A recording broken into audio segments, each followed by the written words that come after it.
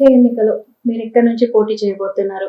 మీ రాజకీయ భవిష్యత్తు కోసం మీరు ఎలాంటి ప్రణాళికలు సిద్ధం చేసుకున్నారు? నంబర్ 1 పాయింట్, ఫిరోజ్ ఖాన్ కి నువ్వు ఎక్కడి నుంచి కంటెస్ట్ చేయమంటే చేస్తావు. నంబర్ 1. ఇప్పుడు కాంగ్రెస్ పార్టీ నాకు చెప్పి నరేంద్ర మోదీ మీద కంటెస్ట్ చేయమంటే వారణాసి పోయి కంటెస్ట్ చేసేస్తా. అంత తిక్కా fellow Firoz Khan. Number 2, Nampally contest చేస్తా. ఎమ్మెల్యే రేవంత్ రెడ్డి ముఖ్యమంత్రి అవుతాడు, నేను మినిస్టర్ అవుతా.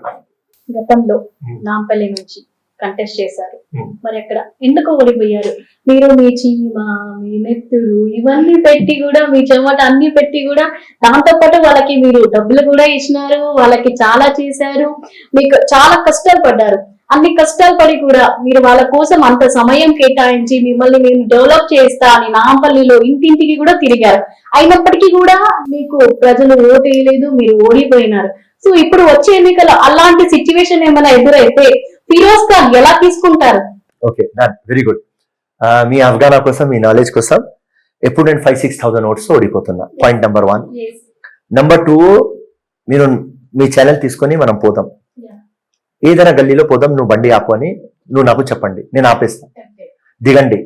70 years సీనియర్ సిటిజన్ కి నువ్వు అడగండి ఫిరోజ్ ఖాన్ ఎందుకు ఓడిపోతున్నాడంటే బోకస్ ఓట్లు ఉన్నాయని చెప్తుంది. సో ఈ బోకస్ ఓట్ల గురించి మనం ఓడిపోతున్నాం. సిస్టమ్ లో ప్రాబ్లం ఉన్నది. బుర్హాలో వచ్చి డూప్లికేట్ ఓట్లు వేస్తున్నారు. ఇప్పుడు ఆధార్ కి ఎలక్టరల్ రోల్ లింక్ అయింది, కానీ దానిలో ఒక లకూనా అంటే ఆ సిస్టమ్ లో ఒక మైనస్ ఉన్నది. దానికి మ్యాండేటరీ చేయలేదు, వాలంటరీ చేస్తున్నారు. సో ఎప్పుడు కూడా పబ్లిక్ నాతో ఉన్నది జెన్యున్ ఓట్స్ అనే 50,000 ఓట్లు పడుతున్నాయి.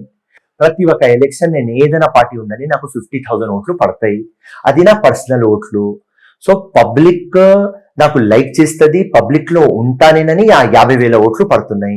మీరు చెప్పినలాగా నాకు డిపాజిట్ రాకపోతే 10,000, 12,000, 15,000 ఓట్లు వస్తే ఏం ఫిరోజ్ ఖాన్ నువ్వు 50,000 ఓట్లతో ఓడిపోతున్నావా అని చెప్తే మీ మాట నాకు అర్థమవుతుంది.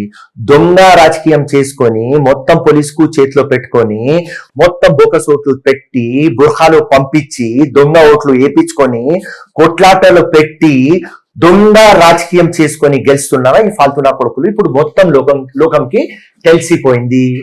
సో తప్పకుండా నెక్స్ట్ టైం అవగాహన నేను తీసుకువస్తున్నా. మా నాంపల్లిలో 3 lakh పాపులేషన్ అమ్మా, 3,20,000, 3 lakh లెక్క చెప్తాను నీకు. 150 ఓట్లు వేస్తున్నారు, 150 ఓట్లు వేస్తలేరు. ఎవరు ఓట్లు వేస్తలేరు? ఎవరు ఎడ్యుకేటెడ్, లోవర్ మిడిల్ క్లాస్ వాళ్ళు ఓట్లు వేస్తలేరు. నేను వాళ్ళకు చేయి జోడి పెట్టినా. మీరు ఓట్లు వేయకపోతే ఎట్లా? విప్లవం ఎట్లా తీసుకురావాలి, మార్పు ఎట్లా తీసుకురావాలి, నేను మోడల్ కాన్స్టిట్యుయెన్సీ ఎట్లా చేయాలి అని పబ్లిక్ కి చెప్తున్నా. ఇప్పుడు చాలా వాటికి నా గ్రాఫ్ పెరిగింది అని నాకు అర్థమవుతుంది. ఈ గ్రాఫ్ నా ఎక్కువ కావడానికి మెయిన్ రీజన్ సోషల్ మీడియా. ప్రతి ఒక్క మనిషికి తెలిసిపోయింది ఫిరోజ్ ఖాన్ ఎవరు. నేను ఒక చిన్న కార్యకర్త, నాకు ఏం పొగరు లేదు, డౌన్ టు అర్త్ మనిషి.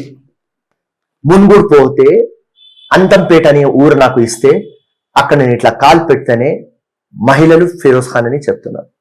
ఆ అంతంపేట్ జీవితంలో పోలేదు, మున్గూరు జీవితంలో పోలేదు, కానీ నేను అక్కడ పోతేనే ఫిరోజ్ ఖాన్ అని చెప్తున్నాను. సో గ్రాఫ్ పెరిగింది. నేను ఏం ఆలోచిస్తున్నా, సమాజంకి, ప్రజలకి, దేశంకి ఏం ఇవ్వాలి అనుకుంటున్నా, నా సాక్రిఫైస్లు, నా తపనలు, నా కష్టాలు పబ్లిక్ కి అర్థమైంది. సో ఈ టైం 100% బోకస్ గాని ఏదైనా గాని 10,000తో ఫిరోజ్ ఖాన్ గెలుస్తారు.